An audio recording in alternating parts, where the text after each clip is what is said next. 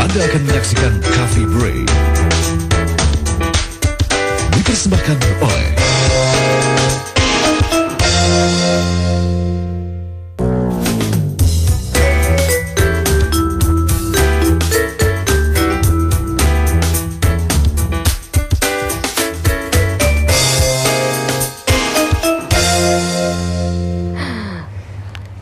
Ya, selamat pagi pemirsa, kembali di Coffee Break hari ini dengan cuaca yang sangat cerah sekali dari epicentrum ya. Betul. Semoga secerah, bagaimana betulnya?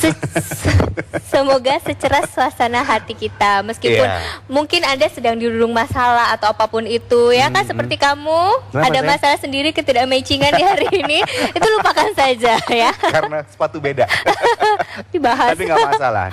Yang penting saya itu adalah pemuda yang anti narkoba. Oh, itu penting banget, apalagi untuk mewujudkan Indonesia 2015 adalah negara yang bebas narkoba. Itu penting banget dimulai dari kita sendiri. Ya, seperti kemarin kita sempat berbincang-bincang dengan perwakilan dari para pekerja dari Pertamina, dari Sinarmas dan juga dari IWAPI, bahwa memang untuk melakukan mendukung program pencegahan dan pemberantasan penyalahgunaan dan peredaran gelap narkoba ini bukan cuma tugas pemerintah ya, tapi juga tugas masyarakat. Betul. Ya. Dan kali ini dari sisi masyarakatnya akan kita bahas lebih lanjut. Betul. Karena saat ini di studio sudah hadir Bapak Andi Sulolipu. Tidak boleh salah sebut ya. Apa kabar Pak Andi? Apa kabar? Baik Mbak, baik. Wah, sehat ya Pak. Alhamdulillah. Sehat. Sulo itu tadi Pak Andi bilang katanya artinya lampu ya Pak ya? Iya Pak. Berarti pas ini penuh dengan lampu. Berarti cocok buat Pak Andi. Oke Pak Andi, ini Pak Andi dari Yayasan Kelompok Peduli Penyalahgunaan Narkotika Obat Terlarang Makassar ya Pak. Iya, Pak. Tapi secara keseluruhan menurut Pak Andi sendiri, bagaimanakah pandangan Pak Andi tentang persoalan penyalahgunaan narkoba di Indonesia pada umumnya? Ya, terima kasih Mas. Jadi kalau masalah penyalahgunaan narkoba di Indonesia memang itu cukup banyak, cukup marak. Hanya angka itu dapat ditekan oleh pemerintah dengan peran serta masyarakat semua.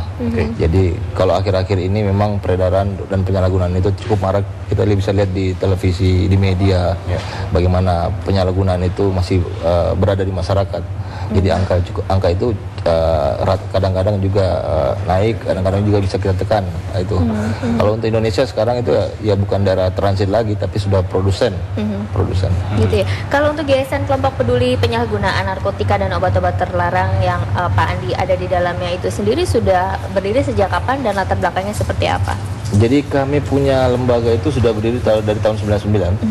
Sekarang ya sudah 12 tahun lebih ya. Sudah 12 tahun ya Pak ya? Kami berdiri dari tahun 99 itu berdasarkan kepedulian terhadap masalah itu. Terus kami juga mempunyai keluarga yang meninggal karena narkotika. Terus kami bergabunglah bersama beberapa orang yang peduli terhadap persoalan ini.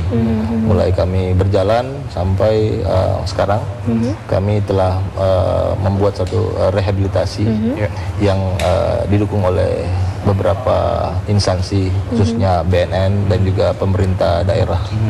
Berarti ada latar belakangnya adalah dari pengalaman pribadi Pak Adi sendiri begitu ya Pak ya? Iya, mempunyai keluarga yang korban daripada narkotika itu sendiri. Jadi saya mempunyai komitmen bahwa kenapa sih masalah ini makin marak, makin hari makin terlalu sulit, terlalu banyak korban yang jatuh. Jadi dari situlah saya berusaha untuk memanggil beberapa orang yang punya kepedulian yang sama, punya komitmen yang sama untuk mendirikan satu lembaga yang betul-betul kita bisa membantu masyarakat dan keluarga yang mempunyai masalah yang sama juga. Ya, ini seperti Pak Andi sampaikan berangkat dari kepedulian pengalaman yang ada dalam di keluarganya, kehidupannya, kemudian membentuk suatu yayasan ini sangat luar biasa. Betul, dan sudah 12 tahun ya, 12 tahun. Dan pemirsa nanti kita akan juga tanyakan ke Pak Andi apa saja kegiatan yang sudah dilakukan oleh Yayasan Kelompok Peduli Penyalahgunaan Narkotika dan Obat-obat Terlarang yang sudah 12 tahun di Makassar ya Pak ya? Ya, pemirsa sesaat lagi pastinya.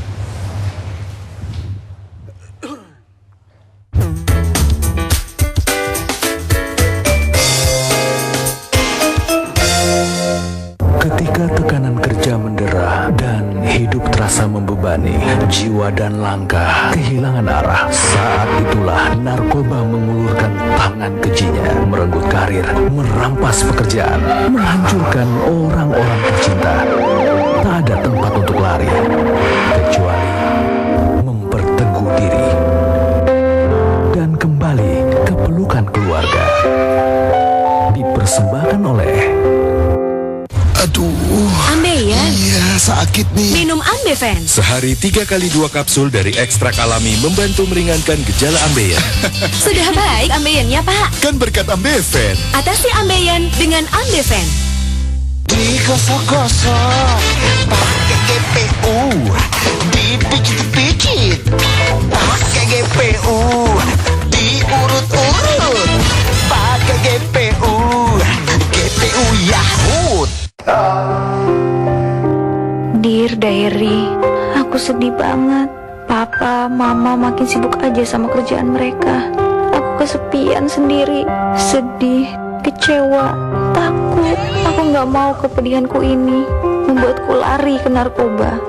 Please, bawa Papa, Mama pulang. Perhatian dan doa orang tua menjauhkan anak kita dari narkoba.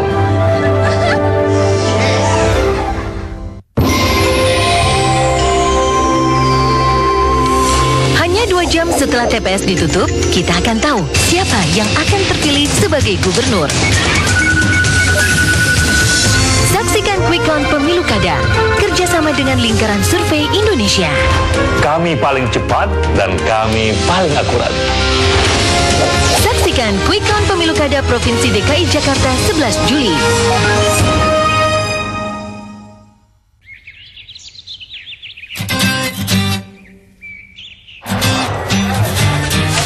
Rasakan nikmatnya tiap gigitan Cornetto cuma di Cornetto Summer Ice Cream Festival.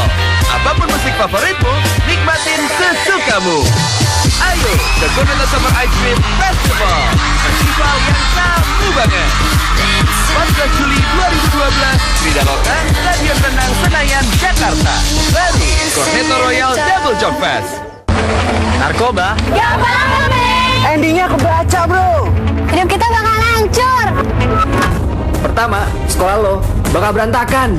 Terus nyolong sana sini buat beli drugs. Tinggal tunggu waktu aja. Lo mau masuk penjara atau panti rehab. Penjara itu berat, bro. Mau beneran keren, kejar cita-cita lo. Jadi juara, jauhi narkoba.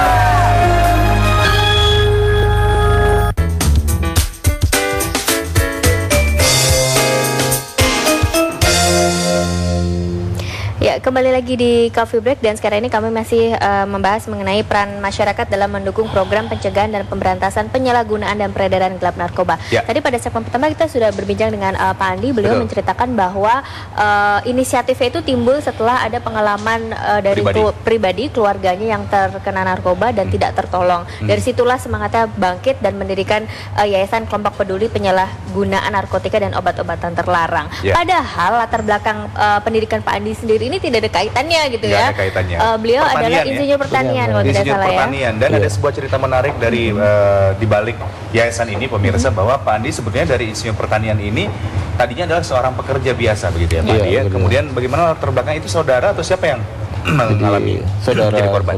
Jadi keluarga yang meninggal itu, Mas, pada tahun 99 saya bekerja di pabrik kelapa sawit, pabrik kelapa sawit yang jauh di Kalimantan sana. Saya pulang cuti aja, cuti, tapi ternyata pada saat pulang cuti itu saya punya keluarga Ada diberitakan musibah overdosis di rumah sakit. Nah, saya datanglah ke rumah sakit itu, di situ saya lihat bagaimana keluarga saya itu, saya punya saudara itu udah overdosis di ruang gawat darurat. Udah sekarat ya? Iya, sekarat. Udah bukan sekarat lagi, udah meninggal. Jadi ternyata subuh hari dia meninggal. Akhirnya saya berpikir, aduh ini masalah besar ini yang ada di ini. Mulailah saya membangun satu kepercayaan bahwa saya harus membantu memecahkan masalah ini sedikit. Dari tahun situlah saya bekerja, di tahun 99 itu saya bekerja, saya mendirikan lembaga. Saya memanggil beberapa orang-orang yang peduli, intinya dokter, terus para teman-teman volunteer untuk bekerja, untuk menyatukan persepsi bahwa kita bekerja dengan secara sosial dulu. Dan pertama kali Pak Andi ini melakukan perawatan atau rehabilitasi terhadap mereka yang menjadi korban itu di rumah sendiri ya Pak? Di kamar sendiri ya? Di rumah sendiri. Jadi waktu itu saya minta izin sama ibu saya. Saya mempunyai kamar, saya bilang saya mau mendirikan lembaga begini. Hanya ibu saya bertanya, apakah itu tidak beresiko dalam hal diri kau? Saya bilang nggak ada. Ini pekerjaan saya. Dan yang jelas saya udah tahu bagaimana sih hal-hal itu ke depan. Baik. Ya, sebelum dilanjutkan, kita akan menginformasikan terlebih dahulu untuk Anda pemirsa Coffee Break yang ingin langsung berbincang-bincang dengan Bapak Andi Sulolipu. Silakan menghubungi di 2994 1184 atau 85 ya. Nah, ini setelah 12 tahun yayasan yang didirikan oleh Pak Andi ini berdiri, apa saja aktivitas atau kegiatan yang dilakukan? Jadi di program kami itu banyak, Mas. Jadi mulai dari kegiatan-kegiatan pencegahan, baik itu kegiatan pencegahan secara primer, sekunder, ke sekolah-sekolah maupun ke para penyalahguna sendiri. Juga kegiatan-kegiatan yang mendampingi para pecandu, baik menjangkau mereka di populasi kunci yang beresiko, terus kita dampingi, kita rujuk mereka ke layanan kesehatan, khususnya puskesmas. Terus kegiatan-kegiatan rehabilitasi dan juga kegiatan-kegiatan yang sifatnya pasca rehabilitasi, yaitu pemberdayaan kepada para pecandu. Jadi itu kami kerjasama sama BNN. Kami kerjasama sama BNN itu sejak tahun 2003, Mas. 2003, di situ kami bersama dalam program-program OSC, One Stop Center, yaitu satu layanan dalam hal rehabilitasi. Setelah itu kami melakukan program ORC, juga bekerjasama dengan BNN. Dan kita juga bekerjasama dengan pemerintah daerah, khususnya pemerintah Kota Makassar, dalam merehabilitasi para korban narkoba yang tidak mampu, yang tidak mempunyai dana, itu secara gratis. Jadi selama 3 tahun kami bekerja untuk membantu orang-orang yang memang tidak mampu, karena kan pada saat itu tidak semua orang mampu untuk direhabilitasi. Jadi itu kami lakukan selama 3 tahun. Dan respon dari masyarakat di sekitar keberadaan yayasan ini seperti apa, Pak Andi? Awal mulanya mereka takut, karena itu kan tempat kita tuh kita kontrak. Seorang dokter yang punya, saya minta tolong untuk dibantu ada tempat. Jadi awal mulanya mereka menolak dalam artian ini akan membuat suatu persoalan.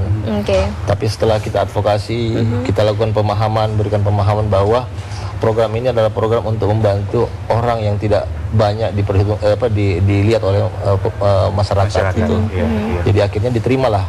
Mulai bulan puasa, kalau bulan puasa itu banyaklah kiriman-kiriman buat para pecandu yang lagi rehab di tempat saya. Dari masyarakat sekitar. Dari masyarakat sekitar. Misalnya buka puasa, ataupun dikasih hewan kurban.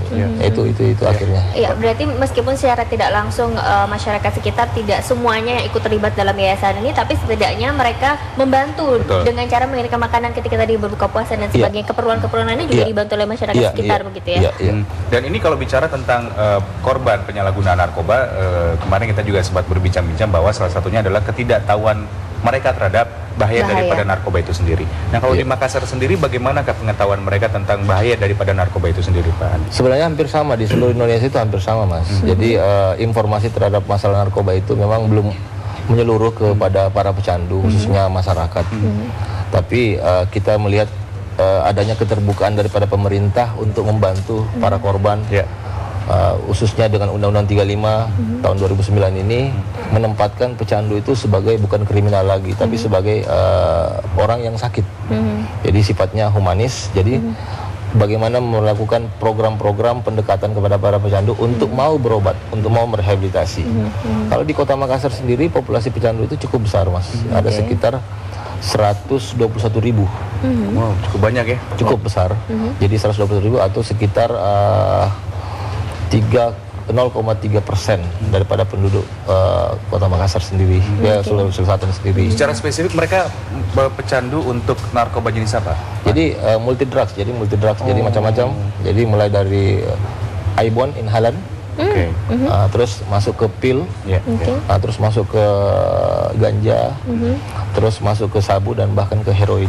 Jadi multi drugs, jadi berbagai narkotik yang sudah digunakan oleh mereka.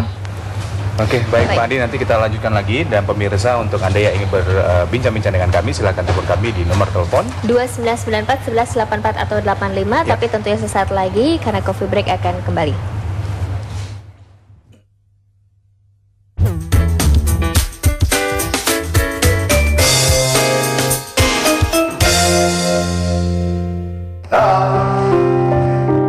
Dear Diary, aku sedih banget. Papa, Mama makin sibuk aja sama kerjaan mereka. Aku kesepian sendiri, sedih, kecewa, takut. Aku nggak mau kepedihanku ini membuatku lari ke narkoba. Please, bawa papa mama pulang. Perhatian dan doa orang tua menjauhkan anak-anak kita dari narkoba. Digosok-gosok pakai GPU, dipikit-pikit pakai GPU, diurut-urut pakai GPU, GPU Yahoo. Berbagi senyuman, hadirkan beragam kebaikan yang terbaik untukmu.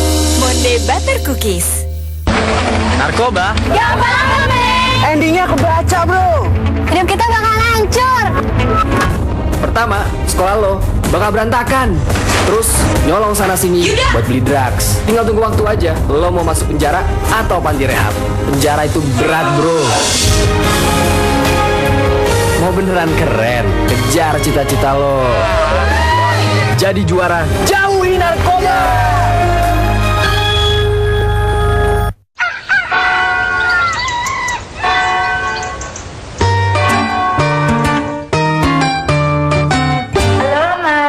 Ciao Maria.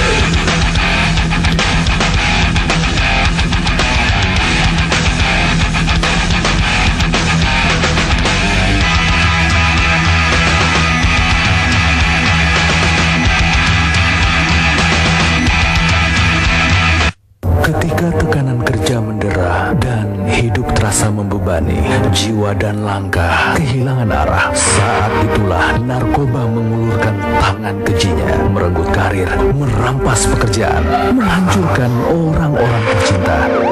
Tak ada tempat untuk lari, kecuali memperteguh diri dan kembali ke pelukan keluarga. Dipersembahkan oleh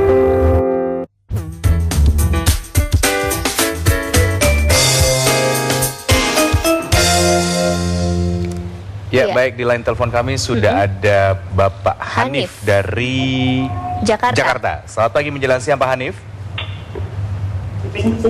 Halo Pak Hanif. Halo, ya. Silakan Pak Hanif, ingin berkomentar atau mau bertanya ke Pak Andi, silakan Pak Hanif. Ya, halo, selamat pagi bro. Selamat pagi. Selamat pagi. Tuh Bang Andi nih, apa kabar Bang? Baik Bang Hanif. Iya, suaranya kurang kenceng nih. Ini Anik nih dari SRS. Oh ya. SRS ya. Silakan. Iya nih, kayaknya makin oke aja ya teman-teman di sana di Makassar. Alhamdulillah. Ini aja, bro. Gimana nih bro perkembangan di sana tentang drugsnya nih kan banyak banget penyebarannya nih. Bisa nggak kita diredam sedemikian mungkin gitu caranya bro gitu. Teman-teman aftercare di sana tuh peningkatan entrepreneurnya gitu loh. Kita naikin lagi gitu. Baik, terima kasih Bung Bro Hanif ini. Itu Hanif Bung Bro, ini Mas Bro. Mas Bro, Bung Bro. Ini Bung Bro juga. Bung Bro. Gimana Bung Bro?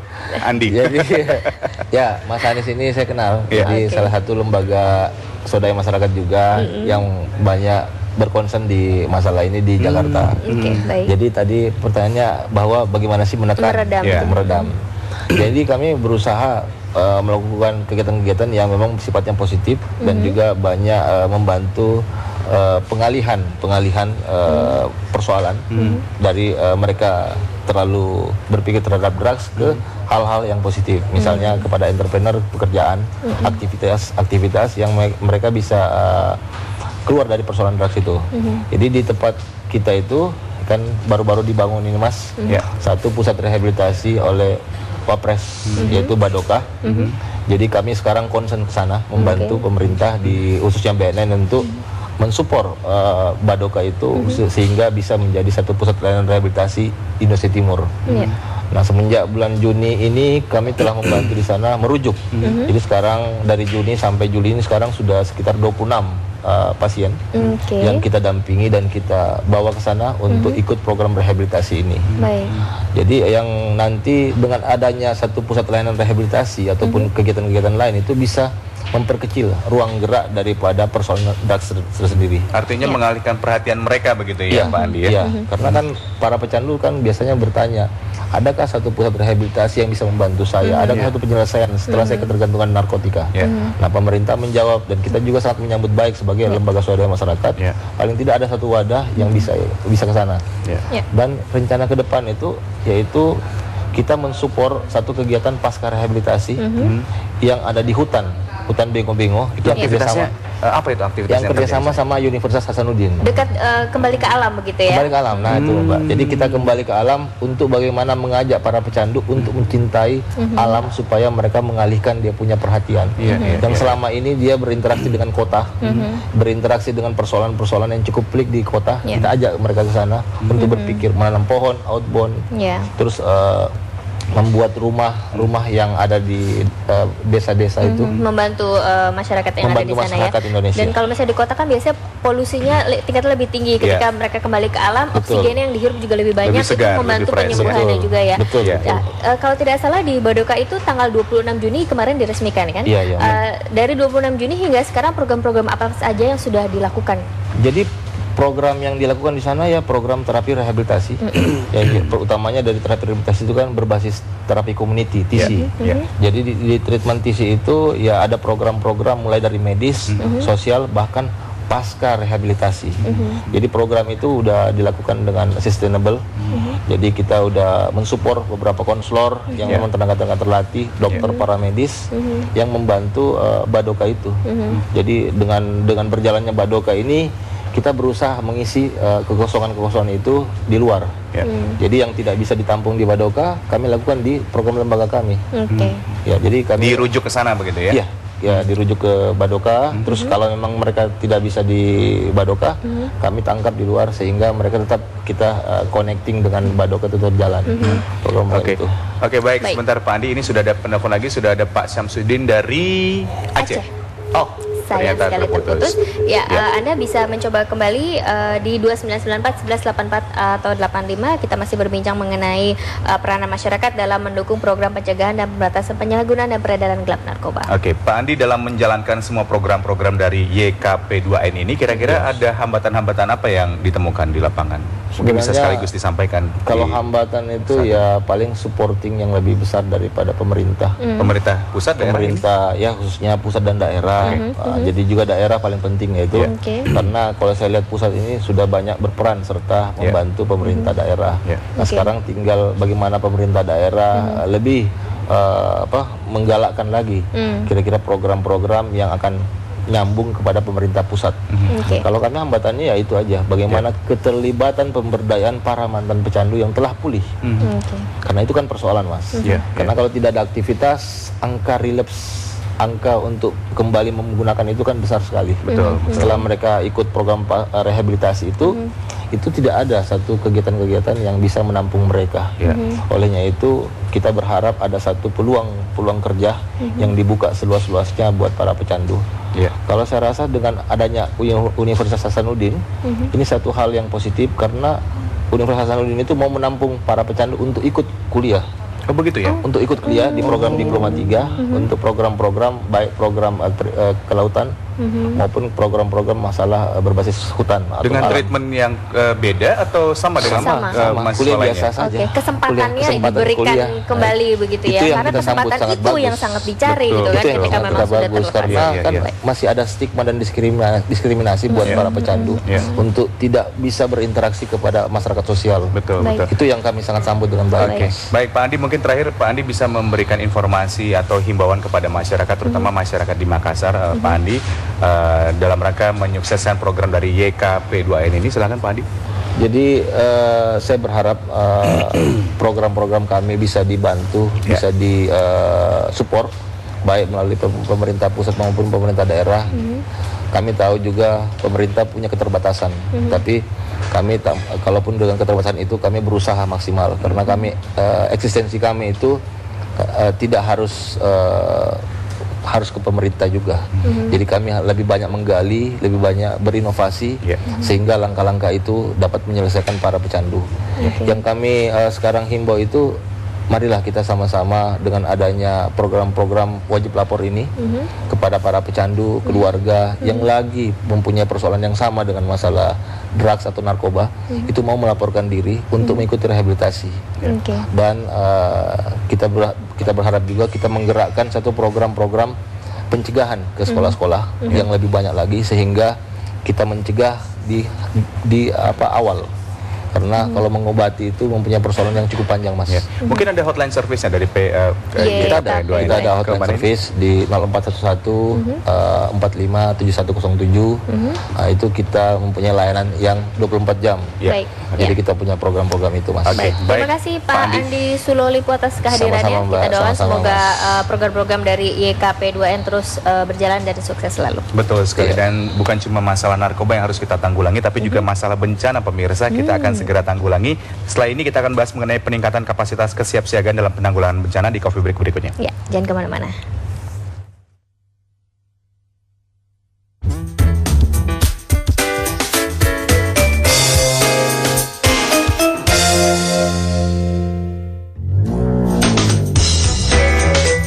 Baru saja Anda menyaksikan Coffee Break dipersembahkan oleh